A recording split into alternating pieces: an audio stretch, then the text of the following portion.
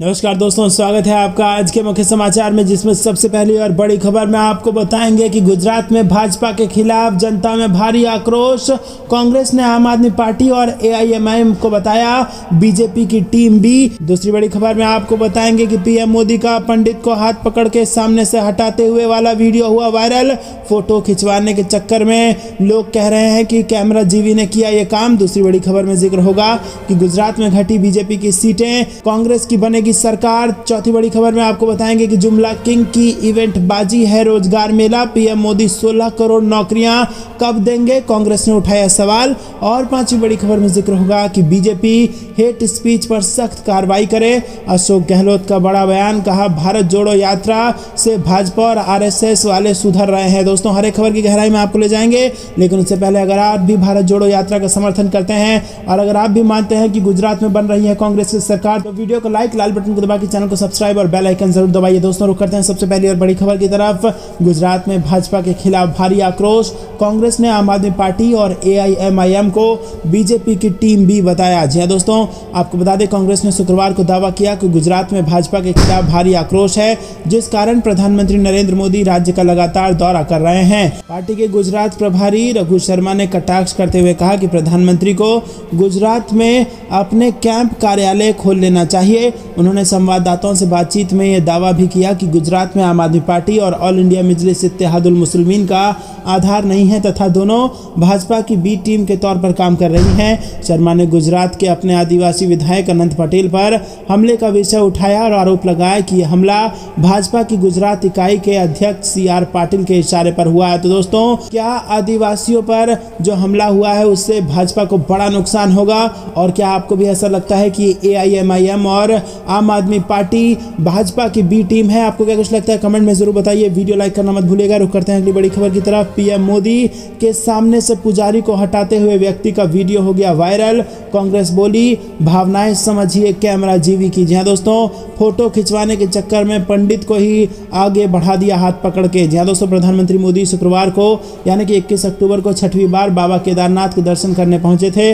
बाबा केदारनाथ की पूजा करते समय पीएम मोदी का एक वीडियो सोशल मीडिया पर वायरल हो रहा है, जिसको लेकर उनके विरोधियों ने कटाक्ष किया है। कांग्रेस नेताओं के साथ सोशल मीडिया यूजर्स भी वायरल वीडियो पर कमेंट करते नजर आ रहे हैं। सोशल मीडिया पर सामने आए वीडियो में देखा जा सकता है कि पीएम मोदी बाबा केदारनाथ के दर्शन कर रहे हैं और इस दौरान बीच में एक पुजारी आ जाते हैं, जिनको पीएम मोदी के बगल में खड़ा एक व्यक्ति हटा देता है। इस वीडियो को शेयर करते हुए विरोधियों ने दावा किया है कि फोटो खींचने के लिए व्यक्ति ने पुजारी को पीएम मोदी के सामने से हटाया। पीएम मोदी पर निशाना साध रहे लोगों पर यूजर्स ने जवाब भी दिया है। तो दोस्तों, आपको बता दें कि फोटो के चक्कर में किया गया ऐसा काम जिससे भाजपा को हो गया बड़ा नुकसान। रुक करते हैं अगली बड़ी खबर की तरफ। गुजरात में घटी भाजपा की सीटें, कांग्रेस बना रही है सरकार। जी हां दोस्तों, गुजरात में अपने विरोध में कोई बड़ी विपक्षी ताकत ना होने के बावजूद भाजपा ने पूरी ताकत झोंक रखी है। लेकिन आपको बता दें कि कांग्रेस का अब तक जो साइलेंट प्रचार था वो अब जोर शोर से होने लगा है। और जिस प्रकार से कांग्रेस को मल्लिकार्जुन खड़गे के तौर पर नए अध्यक्ष मिले हैं, कार्यकर्ताओं में जबरदस्त जोश आ गया है और अब कांग्रेस पार्टी गुजरात में जोर शोर से चुनावी तैयारियों में प्रचार में लग चुकी है। और इतना ही नहीं, कई सर्वे में कांग्रेस पार्टी की प्रचंड जीत के दावे भी किए जाने लगे हैं। रुक करते हैं अगली बड़ी खबर की तरफ। जुमला किंग की इवेंट बाजी है रोजगार मेला। पीएम मोदी 16 करोड़ नौकरियां कब देंगे, कांग्रेस ने लगाया आरोप। जी हां दोस्तों, कांग्रेस ने शनिवार को सरकार के रोजगार मेला को जुमला किंग की इवेंट बाजी करार देते हुए पूछा कि 16 करोड़ नौकरियां कब मिलेगा। और कांग्रेस के महासचिव रणदीप सुरजेवाला ने कहा कि प्रधानमंत्री नरेंद्र मोदी ने सत्ता में आने पर हर साल 2 करोड़ नौकरियां देने का वादा किया था, जो पिछले 8 साल में पूरा नहीं किया गया। उन्होंने कहा कि भारत जोड़ो यात्रा केवल 4 राज्यों से गुजरी है और सरकार को यह स्वीकार करना पड़ा है कि बेरोजगारी देश की सबसे बड़ी समस्या है। सुरजेवाला ने इसे भारत जोड़ो यात्रा की सबसे बड़ी उपलब्धि बताते हुए ट्वीट किया और कहा, अभी तो भारत जोड़ो यात्रा 4 राज्यों से ही गुजरी है। आखिर जुमला किंग को राहुल गांधी जी ने यह मानने को मजबूर कर दिया कि बेरोजगारी देश की सबसे बड़ी समस्या है। उन्होंने कहा कि इवेंट बाजी नहीं, रोजगार दो।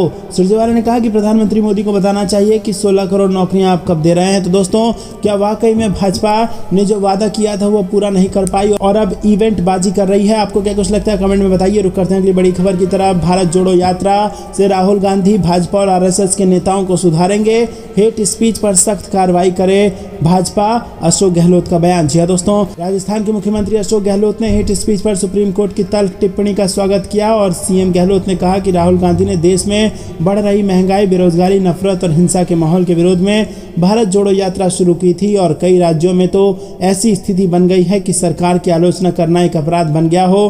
भारत जोड़ो यात्रा की सफलता को देखकर बीजेपी और आरएसएस के नेताओं तक के बयान भी बदलने लगे हैं। सुप्रीम कोर्ट द्वारा उत्तर प्रदेश, उत्तराखंड एवं दिल्ली तीनों जगह सरकारों को हेट स्पीच पर सख्त कार्रवाई के लिए दिए गए निर्देश भी स्वागत योग्य है। यदि भाजपा सरकारों ने हेट स्पीच पर सख्त कार्रवाई की होती तो सुप्रीम कोर्ट को ऐसा कहने की जरूरत ही नहीं पड़ती। भारत जोड़ो यात्रा के 1 महीने में ही देश का माहौल इतना बदल गया है। और दोस्तों, इसी के साथ अशोक गहलोत ने कहा कि मुझे विश्वास है कि जब ये यात्रा समाप्त होगी तब तक देश के हिंसा व तनाव का माहौल भी बदलाव देखने को उसमें मिलेगा और भाजपा और आरएसएस वाले भी सुधर चुके होंगे।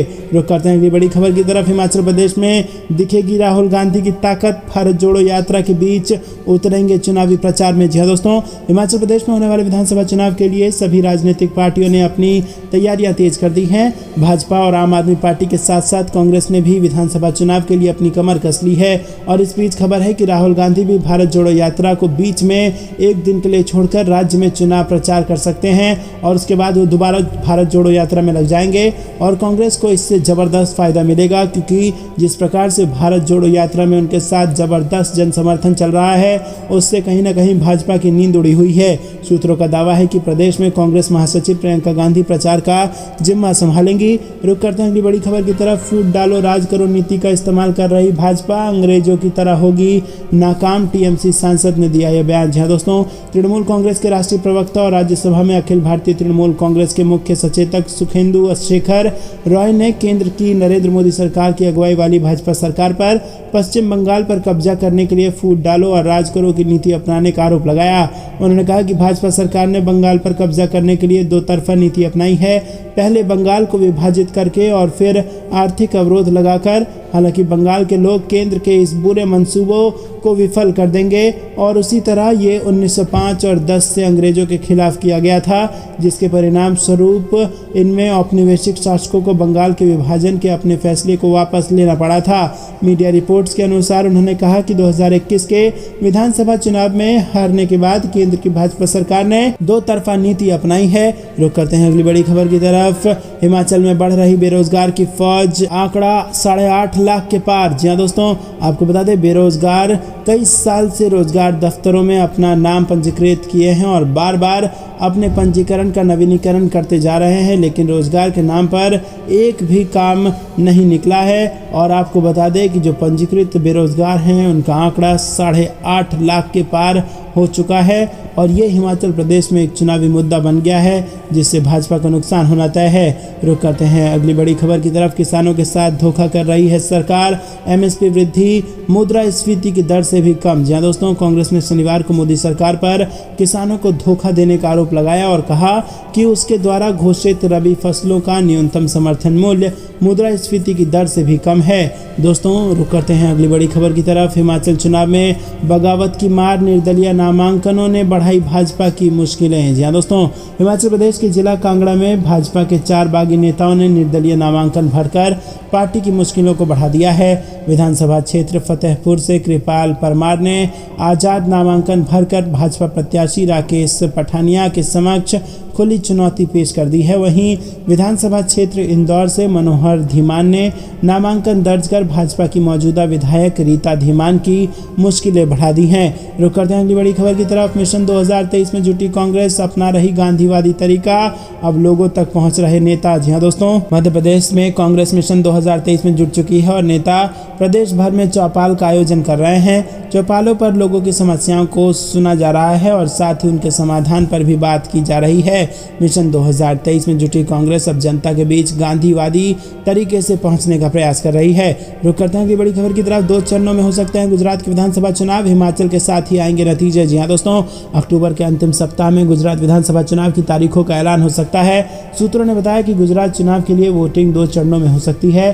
पहला चरण नवंबर के आखिरी में और दूसरा चरण दिसंबर के पहले सप्ताह में हो सकता है। सूत्रों की माने तो गुजरात चुनाव के नतीजे हिमाचल प्रदेश के साथ साथ 8 दिसंबर को घोषित हो सकते हैं। रुक करते हैं अगली बड़ी खबर की तरफ। गांधीनगर के गढ़ में आम आदमी पार्टी की सेंधमारी, गुलाब सिंह बोले आ रहा है ऑपरेशन ऑल आउट। जी हाँ दोस्तों, आपको बता दें गुजरात बीजेपी का मजबूत गढ़ है और गांधीनगर इसका एपी सेंटर है। लेकिन दोस्तों आपको बता दें कि बीजेपी के गढ़ में आम आदमी पार्टी ने सेंधमारी कर दी है और आम आदमी पार्टी ने गांधीनगर विधानसभा और मानसा के सरपंच, उप सरपंच, सामाजिक कार्यकर्ताओं को पार्टी से जोड़ लिया है। गुजरात आम आदमी पार्टी के चुनाव प्रभारी और दिल्ली की मटियाला से विधायक गुलाब सिंह यादव ने इन सभी को टोपी और पटका पहनाकर पार्टी में स्वागत किया। रुक करते हैं अगली बड़ी खबर की तरफ। नहीं चाहती कि गुजरात चुनाव का हो ऐलान, कांग्रेस ने बताई वजह, कहा हम पूर्ण बहुमत से बना रहे हैं यहां पर सरकार। जी हां दोस्तों, आपको बता दें कि 125 सीटें जीतने का दावा कांग्रेस द्वारा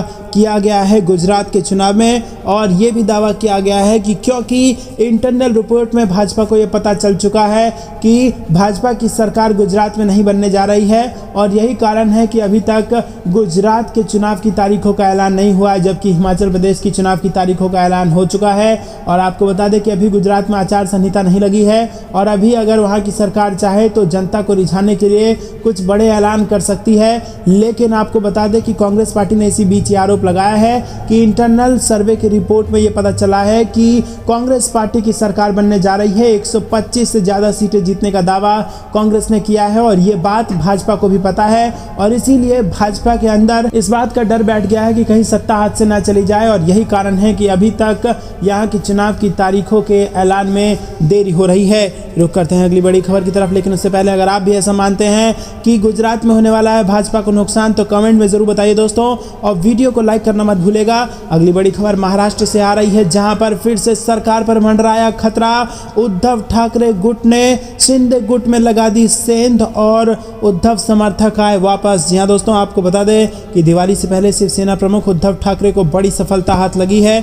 उद्धव ठाकरे अपने पुराने समर्थकों को अपने गुट में शामिल करने में सफल हो गए हैं, जिसके बाद किसी भी वक्त पलट सकती है सरकार महाराष्ट्र के अंदर। और आपको बता दें दोस्तों, अभी जो पंचायत चुनाव हुए थे उसमें जबरदस्त तरीके से महाविकास अघाड़ी की महाराष्ट्र में जीत हुई थी और महाविकास अघाड़ी ने भाजपा और उसके गठबंधन को 100 से ज़्यादा सीटों के अंतर से हरा दिया था, जिसके बाद अब ऐसा लग रहा है कि वापस से उद्धव ठाकरे की लोकप्रियता जिस प्रकार से बढ़ रही है और यही कारण है कि जो पुराने समर्थक थे वो शिंदे गुट छोड़कर वापस उद्धव गुट में आने वाले हैं और इसमें उद्धव ठाकरे की बड़ी जीत इसको देखा जा रहा है। आपको क्या कुछ लगता है कमेंट में बताइए। रुक करते हैं अगली बड़ी खबर की तरफ। कुल्लू से बड़ी खबर, किशोरी लाल ने भाजपा से समर्थकों के साथ दे दिया इस्तीफा, निर्दलीय चुनाव लड़ने का कर दिया ऐलान। जी दोस्तों, हिमाचल प्रदेश के जिला कुल्लू के विधानसभा क्षेत्र से विधायक किशोरी लाल ने टिकट कटने के बाद गुरुवार को करीब 100 कार्यकर्ताओं समेत भाजपा से इस्तीफा दे दिया है। किशोरी लाल ने निर्दलीय चुनाव लड़ने का मन बना लिया है और इससे पहले किशोरी ने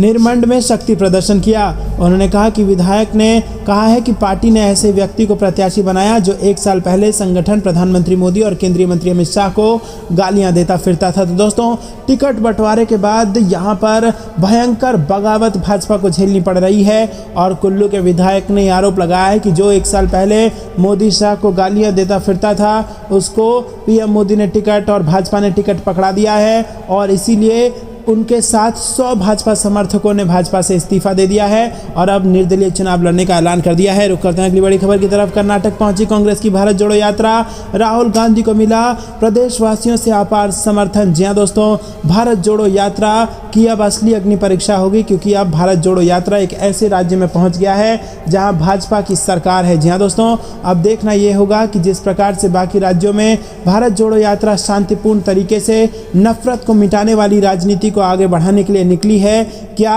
ये उद्देश्य के साथ शांतिपूर्ण तरीके से भाजपा शासित राज्यों में निकल पाएगा या नहीं। कर्नाटक इसका पहला अग्नि परीक्षा होगा और देखना होगा कि क्या कर्नाटक की भाजपा सरकार नफरत की राजनीति के खिलाफ इस अभियान को शांतिपूर्वक चलने देगी या फिर कुछ एफआईआर आने वाले दिनों में कराए जाएंगे और कुछ यहाँ पर हिंसा की खबरें आएंगी। क्या कुछ होगा, हर एक खबर की रिपोर्ट आप तक हम पहुंचाएंगे। लेकिन उससे पहले दोस्तों वीडियो को लाइक, चैनल को सब्सक्राइब और बेल आइकन दबाना मत भूलिएगा।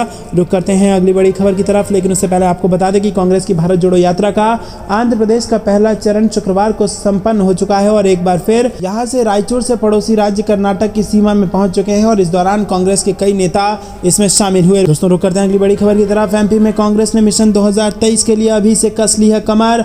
उमा भारती के गढ़ में कमलनाथ बोले भाजपा है धोखेबाज। जी हां दोस्तों, मध्य प्रदेश में 2023 में होने जा रहे विधानसभा चुनाव को लेकर कांग्रेस ने कमर कस ली है। पूर्व मुख्यमंत्री और कांग्रेस के प्रदेश अध्यक्ष कमलनाथ ने बीजेपी की फायर ब्रांड नेता उमा भारती के गढ़ बड़ा मलहरा में मिशन 2023 का आगाज किया और यहां कमलनाथ ने सभा को संबोधित करते हुए जनता से 2023 के विधानसभा चुनाव में बीजेपी को सबक सिखाने की अपील की है। उन्होंने जनता से कहा है कि बीजेपी धोखेबाज पार्टी है।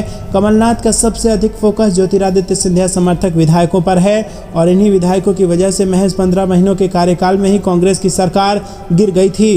उमा भारती के गढ़ माने जाने वाले बड़ा मलहरा में सभा को संबोधित करते हुए कांग्रेस चीफ कमलनाथ ने कहा कि भारतीय जनता पार्टी सौदेबाज पार्टी है। उन्होंने कहा कि आप सभी के सहयोग से साल 2018 के विधानसभा चुनाव में प्रदेश में कांग्रेस की सरकार बनी थी, लेकिन बीजेपी ने सौदा कर जनता की उम्मीदों पर पानी फेर दिया है। उन्होंने कहा कि मैं सौदे की राजनीति नहीं करता।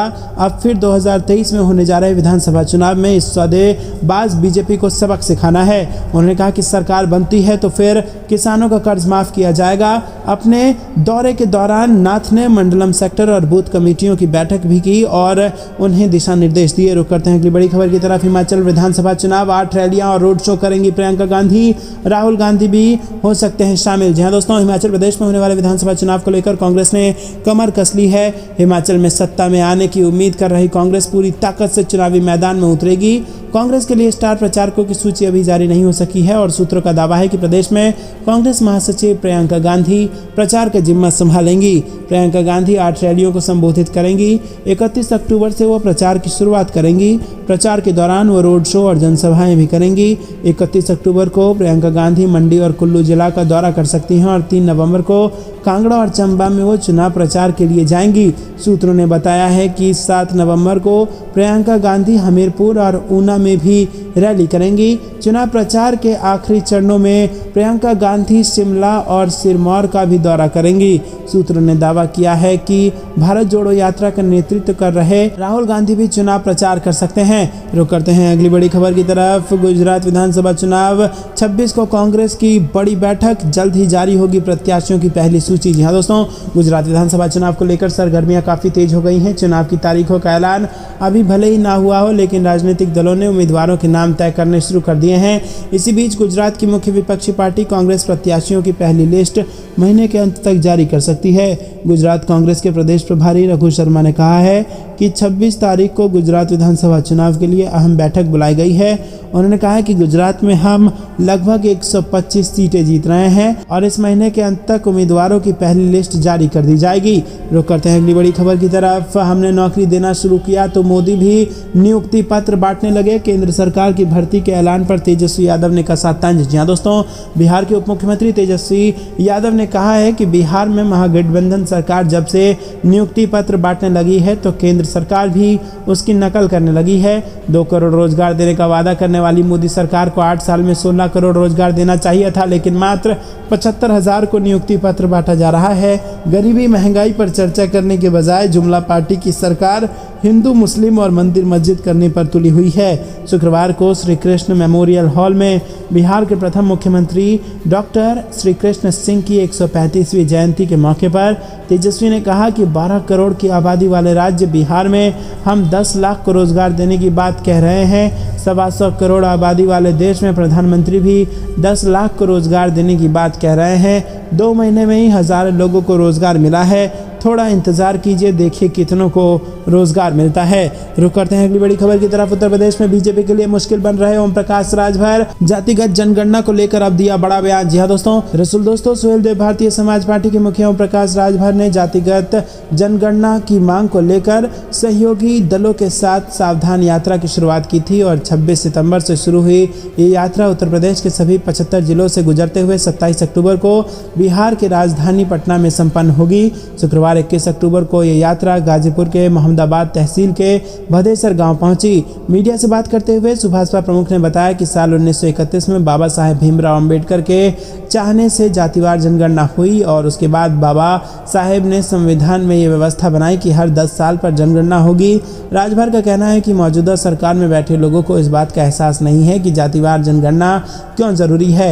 ओम प्रकाश राजभर ने कहा कि वो 20 साल से इसी मुद्दे को गरमाते 2022 के चुनाव में सावधान यात्रा कर रहे हैं। दोस्तों रुक करते हैं अगली बड़ी खबर की तरफ। मध्य प्रदेश में चुनाव से पहले कांग्रेस का बड़ा दाव, पुरानी पेंशन योजना और कर्ज माफी का किया वादा। जी हाँ दोस्तों, मध्य प्रदेश कांग्रेस अध्यक्ष एवं पूर्व मुख्यमंत्री कमलनाथ ने दावा किया कि राज्य में 1 साल बाद कांग्रेस पार्टी की सरकार बनेगी और सरकार बनते ही राज्य के किसानों का कर्ज माफ कर दिया जाएगा एवं सरकारी कर्मचारियों के लिए पुरानी पेंशन योजना बहाल कर दी जाएगी। मध्य प्रदेश में नवंबर 2023 में विधानसभा के चुनाव होने हैं। रुक करते हैं अगली बड़ी खबर की तरफ। अनुराग ठाकुर, जयराम ठाकुर, सुरेश कश्यप को उतारा गया हिमाचल के मैदान में। हिमाचल में बगावत ने बढ़ाई है भाजपा की टेंशन। जी हाँ दोस्तों, भाजपा ने यहां पर उम्मीदवारों की सूची जारी किया कि भाजपा जबरदस्त बगावत से गुजर रही है। तमाम बड़े नेता यहां पर इस्तीफा दे रहे हैं और बागी नेता जो हैं वो भाजपा के उम्मीदवारों के खिलाफ पर्चा भी भर रहे हैं। नेताओं के साथ उनके समर्थक भी पार्टी छोड़कर जा रहे हैं और ऐसे में भाजपा ने कुछ बड़े नेताओं को जमीन पर उतारा है ताकि लोगों के और नेताओं के गुस्से को शांत किया जा सके। दोस्तों रुक करते हैं अगली बड़ी खबर की तरफ। महिला के साथ राहुल गांधी का दिल छू लेने वाला पल हो रहा है जबरदस्त तरीके से वायरल। जी हां दोस्तों, भारत जोड़ो यात्रा के दौरान कांग्रेस नेता राहुल गांधी को गले लगाती और आशीर्वाद देती एक बुजुर्ग महिला का वीडियो सोशल मीडिया पर खूब शेयर किया जा रहा है। राहुल गांधी अपनी पार्टी के कार्यकर्ताओं के साथ कई राज्यों और केंद्र शासित प्रदेशों से होते हुए कन्याकुमारी से कश्मीर तक की भारत जोड़ो यात्रा पर निकले हैं और इसमें जो जबरदस्त जन समर्थन राहुल गांधी को मिल रहा है और जिस प्रकार से जनता राहुल गांधी के साथ कदम से कदम मिलाकर एक नई राजनीति की शुरुआत कर रही है, नफरत को मिटाने वाली राजनीति की शुरुआत कर रही है, उसको देखकर ऐसा लग रहा है कि 2024 के लिए सबसे जबरदस्त दावेदार हो सकते हैं राहुल गांधी और अगले प्रधानमंत्री बन सकते हैं राहुल गांधी। अगर आप भी ऐसा मानते हैं तो वीडियो लाइक करना मत भूलिएगा। रुक करते हैं अगली बड़ी खबर की तरफ। टिकट बंटवारे के बाद बीजेपी में खुलकर हो गई बगावत, कांग्रेस को होगा फायदा। जी हां दोस्तों, हिमाचल प्रदेश में चुनाव अब बेहद नजदीक है। भारतीय जनता पार्टी, कांग्रेस और आम आदमी पार्टी ने अधिकतर सीटों पर उम्मीदवारों के नामों का ऐलान कर दिया है। भाजपा ने सबसे अधिक 62 सीटों पर प्रत्याशी उतार दिए हैं और भाजपा की पहली सूची में टिकट की उम्मीद लगाए बैठे कई बड़े नेताओं के नाम गायब हैं तो कुछ की सीटें भी बदल दी गई हैं। अब कई जगहों पर पार्टी को इन नेताओं की नाराजगी का भी सामना करना पड़ रहा है। धर्मशाला में तो बगावत खुलकर सामने आ गई है। भाजपा में उठे बगावती सुर में कांग्रेस को जबरदस्त फायदा मिलेगा और पार्टी भाजपा के कुछ बागी नेताओं को टिकट दे सकती है और दोस्तों इसीलिए कांग्रेस की दूसरी सूची तैयार होने वाली है। तो दोस्तों, क्या भाजपा के बागियों को कांग्रेस में जगह मिलनी चाहिए? कमेंट में बताइए।